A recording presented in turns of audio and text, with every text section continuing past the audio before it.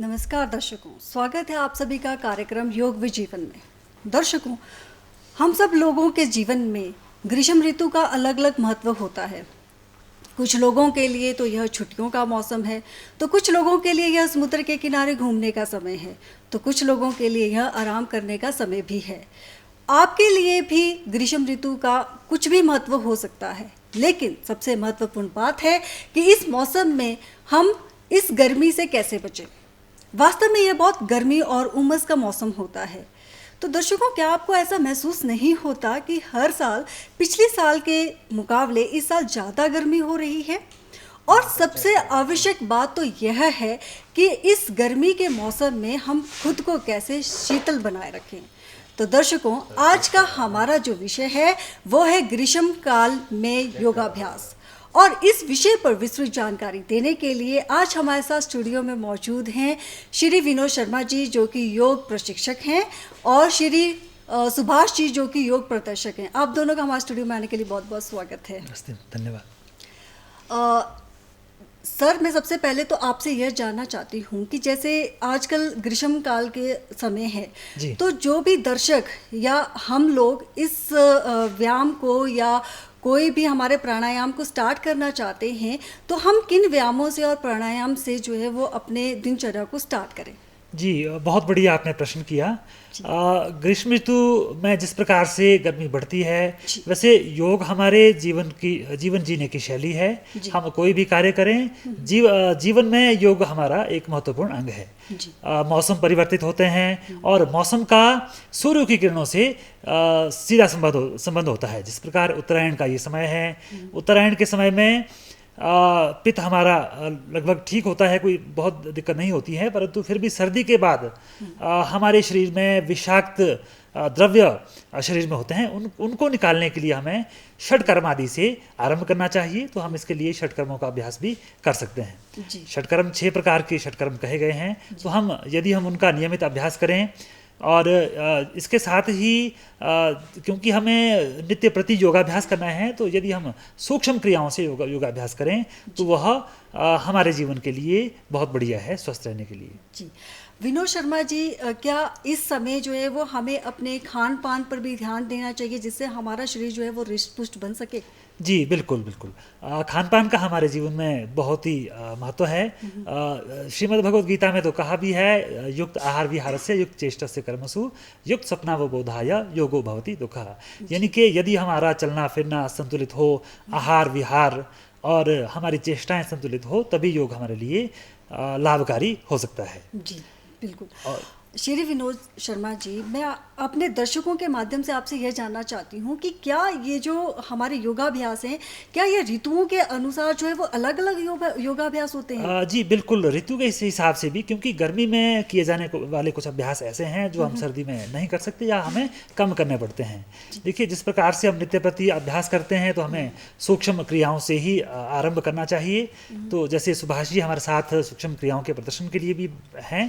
तो क्योंकि हमारे जॉइंट्स में वात रोग संचित होता है, तो उन्हें दूर करने के लिए हमें सूक्ष्म क्रियाओं से आरंभ करना चाहिए। तो सुभाषी जैसे हमारे दोनों जॉइंट्स, हथेलियों के जॉइंट्स है, तो हमें क्या करना होता है कि हमें अपनी मुट्ठी बांधकर एंकल जो हमारे कलाई के जॉइंट्स है उन्हें रोटेट करना है। तो दोनों हाथ आगे की तरफ फैलाएं, मुट्ठी बांध, अंगूठा अंदर, और रोटेशन एंटी क्लॉकवाइज या क्लॉकवाइज हमें लगभग 5-5 बार हमें रोटेट करना है। बिल्कुल दोनों भुजाएं बिल्कुल सीधी रहे, तो इससे हमारे जो जॉइंट्स हैं उसमें वात रोग संचित नहीं हो पाता। तो बहुत बढ़िया ये हमारा अभ्यास है।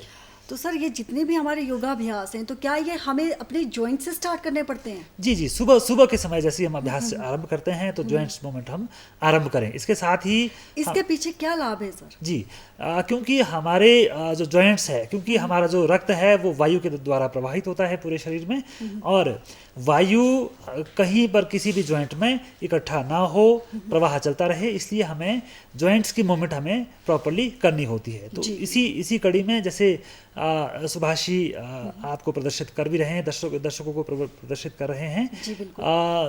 हमारे शोल्डर जॉइंट के लिए भी रोटेशन है। तो शोल्डर जॉइंट के लिए भी हमें दोनों अपने हाथ, दोनों अपने हथेलियाँ शोल्डर पर रखें जी। और क्लॉकवाइज एंटी क्लॉकवाइज हमें एक पूरा सर्कल बनाते हुए लगभग 5-5 बार हमें ये भी अभ्यास करना है। पर ध्यान रहे जितना हम क्लॉकवाइज करेंगे उतना ही हमें एंटी क्लॉकवाइज भी यह अभ्यास करना है। इसके पीछे क्या रीज़न है सर, ये जो क्लॉकवाइज और एंटी क्लॉकवाइज? जी जी बिल्कुल बिल्कुल। देखिए रीज़न ये है कि हमारा जो बॉडी का बैलेंस है जितने क्लॉकवाइज हम राउंड करते हैं उसी प्रकार से, यानी कि हमारा कोई भी टिश्यू डिसबैलेंस ना हो। जी। तो इसके लिए हमें प्रॉपर्ली जितना हम लेफ्ट करते हैं उतना ही राइट भी करें। और योगाभ्यास में जब भी हम कोई पोस्चर करते हैं तो जितना हम फॉरवर्ड बेंड करते हैं उतना ही हमें बैकवर्ड बेंड भी करना चाहिए ताकि हमारा शरीर का बैलेंस बना रहे। जी सर बिल्कुल। तो इसके साथ ही कुछ हमारे कुछ और भी अभ्यास हैं। जी। नेक रोटेशन है, क्लॉकवाइज एंटी क्लॉकवाइज, क्योंकि जब सूक्ष्म क्रियाओं की बात आती है तो हम जो सूक्ष्म क्रियाएं हैं तो 5 से 10 मिनट का हम अभ्यास करें तो ये सूक्ष्म क्रियाएं हमारी निपट जाती हैं प्रातःकालीन। तो जिस प्रकार से सुभाष जी प्रदर्शित कर रहे हैं क्लॉकवाइज एंटी क्लॉकवाइज हमें करना है। पर ध्यान रहे जिनको सर्वाइकल की दिक्कत हो वो आगे पीछे की तरफ अपने नेक का रोटेशन ना करें, वो केवल आगे की तरफ ही रोटेशन करेंगे। और इसमें भी क्लॉकवाइज एंटी क्लॉकवाइज दोनों प्रकार से ही अभ्यास हमें करना है। और सारे लोग कर सकते हैं सर इसको? जी जी सभी लोग कर जिनको सकते हैं। है, जिनको सर्वाइकल है वो अपने नेक को पीछे की तरफ ना घुमाएं। थोड़ा सा ये हमें ध्यान रखने वाली इसमें बात होती है। जी सर बिल्कुल। सर ये जो हमारे ग्रीष्मकालीन के जो हमारे योगाभ्यास हैं तो ये दूसरे अभ्यासों से क्यों डिफरेंट है? देखिए क्योंकि हमारे शरीर में गर्मी होती है, वातावरण में गर्मी होती है, तो हमें कुछ ऐसे अभ्यास करने होते हैं कि हमारे शरीर की गर्मी, क्योंकि जैसे आपने आरंभ में ही बताया कि इस वर्ष गर्मी का अनुभव ज़्यादा हो रहा है, तो हमें इस गर्मी को दूर करने के लिए जैसे विशेष रूप से प्राणायाम का विशेष रहता है। जी। जो गर्मी में किए जाने वाले कुछ अभ्यास हैं जिन्हें सर्दी में भी नहीं किया जाता, तो ऐसे अभ्यास हैं। एक अभ्यास है शीतली प्राणायाम का अभ्यास है। अच्छा, शीतली प्राणायाम नाम से ही जैसे इंगित होता है कि जो शीतलता हमारे शरीर को मन को दे वह शीतली प्राणायाम है। तो इसकी विधि भी आप एक बार देख लें। हमें अपनी जिह्वा को फोल्ड करके बाहर निकालना है, मुख से बाहर निकालना है और श्वास को अंदर भरना है। पूरा श्वास जो है हमें दोनों नासिका रंध्र से ना लेकर हमें जीभ से अपना श्वास भरना है, इनहेल करना है और फिर रोक के कुंभक लगाएं जिस प्रकार से प्रदर्शित कर रहे हैं सुभाषी। और फिर दोनों नथनों से श्वास एक्सेल करना है, यानी कि हमें लेना जीभ से है और छोड़ना हमें दोनों नॉस्ट्रल से है। तो बहुत बढ़िया अभ्यास है। अगर हम इसके 8 से 10 राउंड अगर हम करते हैं शीतली प्राणायाम के तो हमारे शरीर की गर्मी दूर हो जाती है। कई जगह जैसे आप देखते हैं गर्म इलाकों में लू चलती है, तो लू के लिए भी बहुत बढ़िया है। जहाँ भी आपको कहीं बहुत गर्मी लग रही हो, लू की संभावना लग रही हो, तो आप कहीं भी किसी भी ध्यानात्मक आसन में बैठकर आप इसका अभ्यास कर सकते हैं। तो यह शीतली प्राणायाम हमारा गर्मी को दूर करने के लिए है। जी बिल्कुल। और इसको सर जो स्टार्टिंग में जो हमारे युवा लोग हैं या हम जैसे लोग हैं जो इसको करना चाहते हैं, उनको स्टार्टिंग में ये कितनी बार ये अभ्यास जो है वो करना चाहिए? जी देखिए जैसे मैंने आपको बताया 3 हमारे मुख्य प्राणायाम हैं जो हम गर्मी में कर सकते हैं। तो यदि हम 8-10 राउंड भी हम कर लेते हैं, जैसे हम शीतली अभी सुभाष जी ने प्रदर्शित करके बताया, तो वैसे ही एक शीतकारी प्राणायाम भी है। शीतकारी प्राणायाम भी लगभग शीतली की तरह ही है। हमें अपने दोनों दांतों के बीच से हमें श्वास भरना होता है जिस प्रकार से, और इसमें सी की आवाज़ निकालते हुए हमें श्वास भरना है और श्वास रोक कर फिर हमें थोड़ी देर जितना भी आप रोक सकें, दर्शक हमारे रोक सकें, योगाभ्यासी रोक सकें, उसके बाद फिर एक्सेल करना है, दोनों नॉस्ट्रल से एक्सेल करना है। तो यह जो हमारा प्राणायाम है यह शीतकारी प्राणायाम है। तो शीतकारी का अभ्यास भी अगर हम डेली गर्मी के मौसम में तो हमें इसका अभ्यास करना चाहिए। जी सर। और एक हमारा और इसमें प्राणायाम है चंद्रभेदी। जैसे आपने बताया ऋतुओं के हिसाब से, अगर सर्दी का मौसम हो तो हम सूर्यभेदी प्राणायाम करते हैं, क्योंकि हमारे दोनों नॉस्ट्रल एक से सूर्य स्वर चलता है और एक से चंद्र स्वर चलता है। तो हमें क्या करना है, हमारे जो लेफ्ट नॉस्ट्रल है, लेफ्ट से राइट नॉस्ट्रल से इनहेल करना है और लेफ्ट से एक्सेल करना है। तो इससे क्या होगा, हमारे शरीर में चंद्र भेदी से हमें श्वास लेना है और सूर्य भेदी से दूसरे नोस्ट्रल से छोड़ना है। इससे भी हमारे शरीर के अंदर शीतलता आती है। तो यह 3 प्राणायाम है मुख्य रूप से जो हम गर्मी के मौसम में कर सकते हैं। अच्छा सर, इनके अलावा भी क्या हम और प्राणायाम कर सकते हैं क्या? जी, जी, गर्मी के मौसम में? जी, प्राणायाम भी कर सकते हैं। देखिए वैसे तो नाड़ी शोधन भी प्राणायाम कर सकते हैं, क्योंकि जिन्हें कोई बीमारी हो, बीमारी के संबंधित भी हम प्राणायाम कर सकते हैं। नाड़ी शोधन में क्या है, हमारे जो सूर्य स्वर और चंद्र स्वर हैं दोनों बैलेंस रहते हैं। तो इनको बराबर मात्रा में, यानी कि हमें लेफ्ट से इनहेल करना है, सुभाष जी प्रदर्शित करेंगे, लेफ्ट से इनहेल करके राइट से एक्सेल, और फिर राइट से इनहेल करके लेफ्ट से एक्सेल करना है। इस प्रकार से हमें यह जो नाड़ी शोधन प्राणायाम है इसका भी हम 8 से 10 बार हम अभ्यास कर सकते हैं। तो यह भी गर्मी के लिए बहुत बढ़िया अभ्यास है। बिल्कुल सम अवस्था में यह अभ्यास हमारा रहता है। जी, तो सर क्या इस अभ्यास को, जो नाड़ी शोधन जो आपने अभी क्रिया करके हमारे परफॉर्मर ने बताई, तो ये जो हमारा अभ्यास रहता है, क्या इसको सारे आयु वर्ग के लोग कर सकते हैं? जी बिल्कुल। देखिए ये तो एक ऐसा अभ्यास है नाड़ी शोधन, जैसे मान लीजिए कुछ लोगों का ब्लड प्रेशर हाई रहता है, वो भी कर सकते हैं, जिनका कम रहता है वो भी कर सकते हैं, क्योंकि कुछ एक हमारे अभ्यास ऐसे होते हैं जो हाई बीपी वाले नहीं कर सकते हैं, कुछ अभ्यास ऐसे हैं जो लो बीपी वाले नहीं कर सकते हैं। तो नाड़ी शोधन प्राणायाम एक ऐसा प्राणायाम है जो किसी भी मौसम में और कोई भी व्यक्ति कर सकता है, और हमारे जो नर्वस सिस्टम है, नाड़ी तंत्र है, वो बिल्कुल प्योरीफाई इन प्राणायाम से होता है। जी बिल्कुल। और सर इसके अलावा हमें और कौन कौन से प्राणायाम ऐसे हैं जो आजकल हम इस ऋतु में परफॉर्म कर सकते हैं? जी थोड़ा सा मैं अब जाना चाहूँगा आसन की तरफ, क्योंकि हम थोड़ा सा आसन पर भी थोड़ा सा बात करते हैं। जो हमारे आसन हैं, कुछ हमारे आसन हैं, क्योंकि जब नित्य प्रति हमें योगाभ्यास करना है तो हमें आसन भी हमें करना है। तो कुछ एक आसन हैं हमारे जो 4 पोस्चर में आसन किए जाते हैं, कुछ खड़े होकर किए जाते हैं, कुछ बैठकर, कुछ पेट के बल लेट के, कुछ पीठ के बल लेट कर किए जाते हैं। तो जैसे हमारे लगभग जो योगाभ्यासी हैं, जो हमारे दर्शक हैं, यदि प्रतिदिन 2-2 आसन भी हर वर्ग के करें तो वो उनका एक क्रम पूरा हो जाता है। जैसे खड़े होकर किए जाने वाले जो आसन हैं उसमें एक ताड़ासन है, तो पूरे शरीर का व्यायाम इससे हो जाता है। तो सुभाष जी बताएंगे, हमारे दोनों हथेलियाँ ऊपर आसमान की तरफ ले जाएं, आपस में ग्रिप करें और शरीर को ऊपर आसमान की तरफ खींचना है, और जो बैलेंस है वो पंजों पर रहे। और ध्यान रहे दोनों जो पाँव हैं उसमें लगभग 1 फीट का फासला रहे, तभी बैलेंस इसमें बन पाता है। तो हमारे जितनी मसल्स है उनके लिए भी बहुत बढ़िया है, और साथ ही साथ हमारा जो नर्वस सिस्टम है, नर्वस सिस्टम को भी ये एक्टिवेट करता है। जीता ताड़ासन जी। तो अगला एक इसी में एक तिर्यक ताड़ासन भी आता है।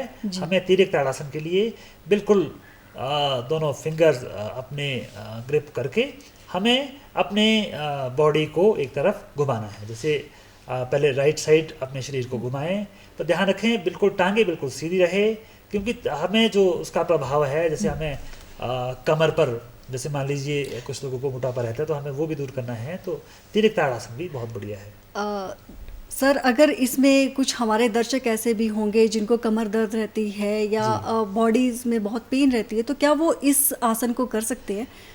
जी देखिए, आसन बिल्कुल कर सकते हैं, परंतु एक लिमिटेशन है। हमें आसन को उतना ही करना चाहिए जितना हमें हमारा शरीर अलाउ करे। ऐसा नहीं कि हम पहले दिन ही अभ्यास कर रहे हैं और उसके जो चरम बिंदु है वहाँ तक पहुँच जाए। तो हमें धीरे धीरे अभ्यास करना है, जितना ऐसा ना हो कि हमारे शरीर में कोई अतिरिक्त खिंचाव पड़ जाए। तो हमें कर सकते हैं, लेकिन हमें सावधानी से यह अभ्यास करने हैं ताकि हमें अधिक दर्द ना हो। तो सावधानी से हम इसका अभ्यास कर सकते हैं। तो सर जिनको ये पेन रहती है उनको कितना जो है वो बेंड होना चाहिए नीचे? जी देखिए, बिल्कुल इसका एक सिंपल सा फार्मूला है कि जितना हम बर्दाश्त कर सकते हैं उतना ही हम करें। ध्यान रखने वाली बात यह है कि हमारा जो टांगे हैं वो बिल्कुल सीधी रहे, और जितना हमारा शरीर बॉडी अलाउ करती है हम उतना ही अपने शरीर को बेंड करें। हम अतिरिक्त उस पर प्रेशर अपने शरीर पर ना दें, धीरे धीरे हम अभ्यास करें। जी जी। और सर इसके बाद हमारे कौन से आसन जो जी है जी जी कर सकते हैं? जी देखिए, इसमें जो हमारे बैठ के किए जाने वाले आसन हैं, देखिए जैसे मधुमेह रोग हमारे हिमाचल में भी काफ़ी लोगों को काफ़ी। मधुमेह मधुमेह रोग हो जाता है। तो एक हमारा गौमुखासन है, बहुत बढ़िया आसन है। तो शरीर के लिए और मधुमेह को दूर करने के लिए बहुत बढ़िया आसन है। हमारे शरीर की पोजीशन बिल्कुल इससे सीधी बन जाती है। तो जैसे पहले लेफ़्ट लेग फोल्ड की और हिप के पीछे लेफ़्ट जो हमारा पाँव है वो रखा, और जो राइट लेग है वो लेफ़्ट नी के ऊपर हमें घुटने के ऊपर हमें रखनी है। और हमारे हाथों की पोजीशन भी जिस प्रकार से सुभाषी प्रदर्शित कर रहे हैं, जो हमारी टांग हमारी ऊपर होगी, वो हाथ हमें कंधे के ऊपर से पीछे ले जाना है, और हमारा जो दूसरा हाथ है वो भी कमर के पीछे से हमें आपस में ग्रिप करना है। तो यह गौमुखासन है, यह मधुमेह के रोगियों के लिए भी बहुत बढ़िया आसन है। तो ये भी हम जितना हम अपने शरीर को होल्ड कर पाएँ, हमें उतना ही हमें इस आसन में होल्ड करना है। तो सर इसको करना कितने टाइम है? जी बिल्कुल, गौमुखासन है, देखिए हम इससे 2 बार 3 बार भी कर सकते हैं। हमें जो स्टार्टिंग है वो हम 5 सेकंड से भी बढ़ा सकते हैं, यानी कि हम फाइनल पोजीशन पे आकर हम 5 सेकंड होल्ड करें, और धीरे धीरे हम इस आसन के अभ्यास को 30 सेकंड या 1 मिनट 2 मिनट तक भी हम इस आसन को बढ़ा सकते हैं। मतलब अपनी अपनी कैपेसिटी के अनुसार धीरे धीरे। पहले ही दिन हमें बहुत ज़्यादा अभ्यास नहीं करना है। जी।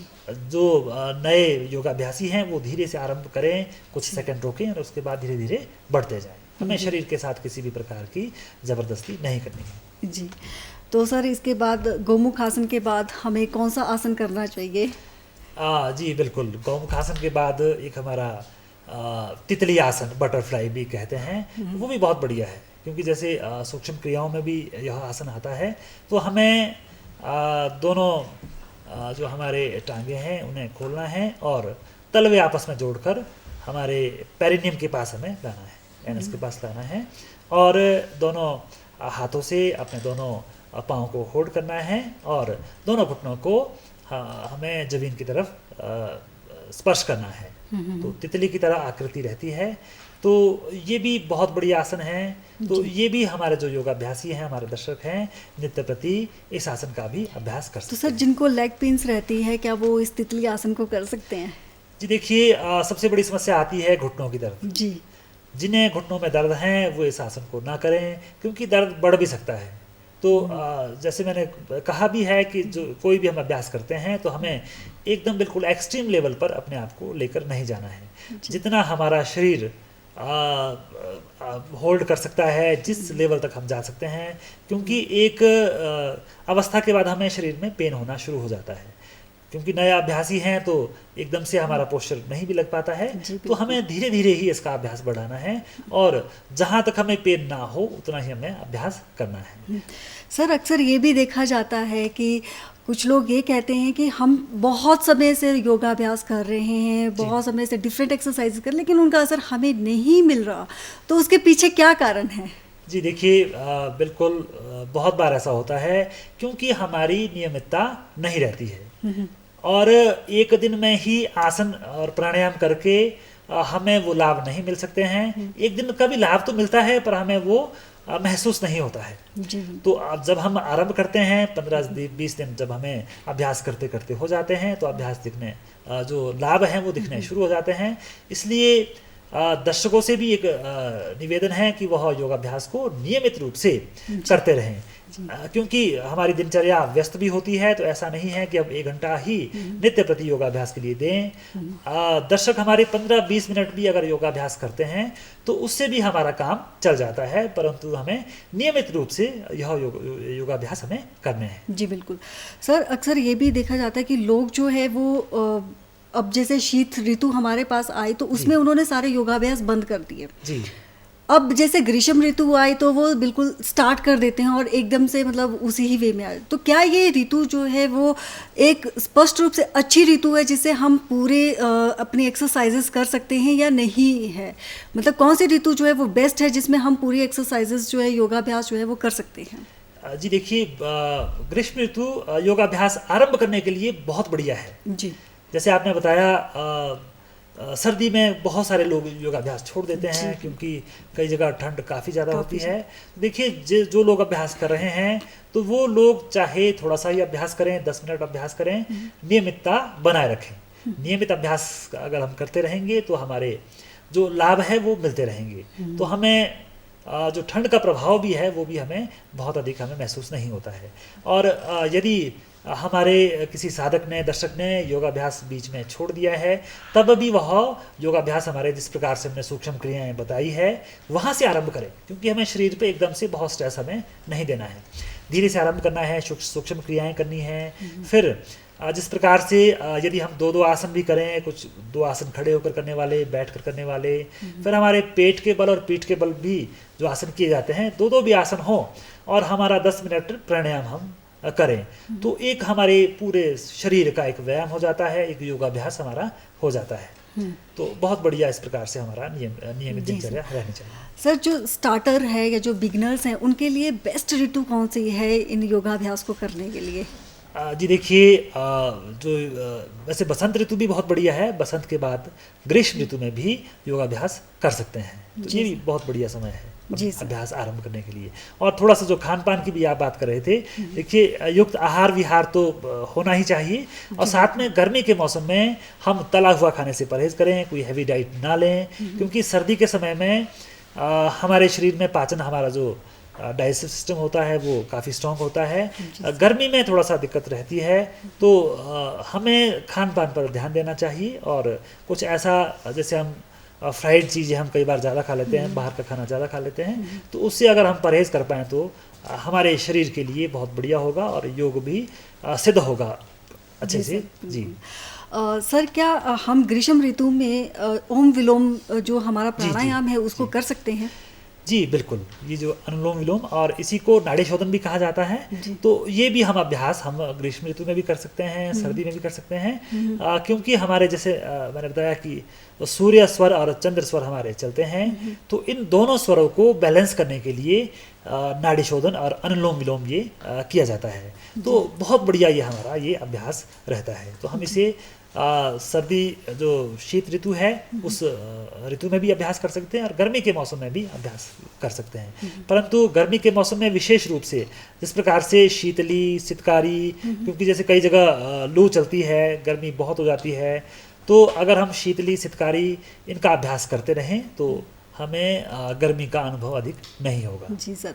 सर, लोम विलोम में भी क्या ऐसा होता है कि हमें लेफ्ट नॉस्ट्रिल से सांस लेनी पड़ती है और राइट नॉस्ट्रिल से सांस छोड़नी पड़ती है, या फिर जैसे शरद ऋतु हमारे पास आ जाती है तो हमें राइट नॉस्ट्रिल से सांस लेनी पड़ती है और लेफ्ट नॉस्ट्रिल से? जी बिल्कुल, वैसे तो लगभग ये सम ही होता है, पर फिर भी जैसे आपने बताया कि हम कौन से नॉस्ट्रिल से आरंभ करें, तो गर्मी के मौसम में हम लेफ्ट नॉस्ट्रिल से आरंभ करें, क्योंकि चंद्र स्वर होता है और चंद्र स्वर एक्टिव जब होगा तो हमें हमारे शरीर को सर्दी हमें अनुभव होगी, गर्मी से राहत मिलेगी। और जो सर्दी का मौसम है वहाँ हम अगर राइट नॉस्ट्रिल से श्वास पहले लेते हैं तो बढ़िया है। जी सर। सर, इसके पीछे क्या रीज़न है कि ये जो हमारा लेफ़्ट नॉस्ट्रिल और जो राइट नॉस्ट्रिल है इसको हम विपरीत उसमें आजकल जैसे ग्रीष्म ऋतु है तो क्या हम इसमें राइट नॉस्ट्रिल से नहीं रह सकते?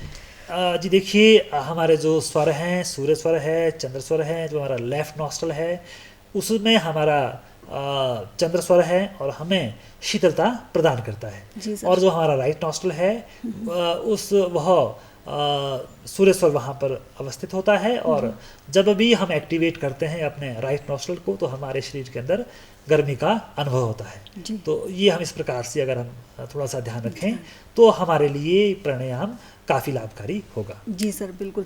सर, आजकल ग्रीष्म ऋतु का समय है और इस ऋतु में हम देखते हैं कि अक्सर बहुत ज़्यादा एलर्जीज़ रहती है, चाहे हम फेस की बात करें, चाहे हम बॉडी की बात करें, स्किन एलर्जीज़ बहुत ज़्यादा रहती है। तो इसके लिए भी क्या व्यायाम ऐसा कोई स्पेसिफिक रहता है जिससे हमारी एलर्जीज जो है वो दूर हो जाए? जी देखिए, जो जितने भी हमारे ये प्राणायाम हैं उससे भी लाभ मिलता है। एक हमारे योग में काकी मुद्रा कही जाती है, तो यदि हम काकी मुद्रा का अभ्यास करें तो काकी मुद्रा से भी, तो इससे भी हमें जो हमारे जैसे फेस पे हमारे पिंपल्स आ जाते हैं बच्चों के, तो उससे हमें निजात मिलती है। तो हमारे साथ सुभाष जी हैं तो प्रदर्शित करेंगे। काकी मुद्रा के लिए हमें अपने मुंह से हमें श्वास भरना है, श्वास भर के और होल्ड करना है और अपने चेहरे को फुलाना है, श्वास होल्ड करना है। कितने मिनट तक सर ये श्वास जो है वो हमें होल्ड करना है? जी देखिए, ये हमारे अपनी कैपेसिटी के अनुसार है। जो हमारा नया योगाभ्यासी है वो आरंभ कुछ सेकंड से हम वो आरंभ करें, 4 सेकंड 5 सेकंड से आरंभ करते करते 20 सेकंड 30 सेकंड तक ले जा सकते हैं। जी। तो बहुत बढ़िया ये भी काकी मुद्रा है जो हमारे फेस पे, जिस प्रकार से बच्चों के फेस पे पिंपल्स रहते हैं उनको दूर करता है। और सर इसके अलावा भी क्या कोई और व्यायाम है जिससे हम इस सब एलर्जी से दूर रह सके? जी जी, इसके अलावा भी जैसे हम प्राणायाम का अभ्यास करते हैं, क्योंकि देखिए जब अनुलोम विलोम हम करते हैं तो यदि हम साथ में कपालभाति का भी मिश्रण करते हैं तो वो भी हमारे एलर्जी को भी दूर करता है।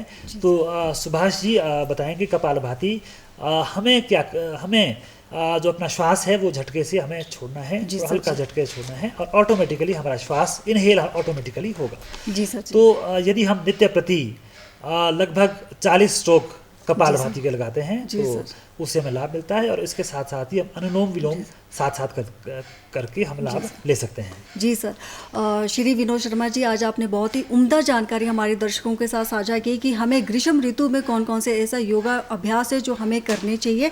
श्री विनोद शर्मा जी और सुभाष जी, आप दोनों हमारे स्टूडियो में आए, आप दोनों का बहुत बहुत धन्यवाद।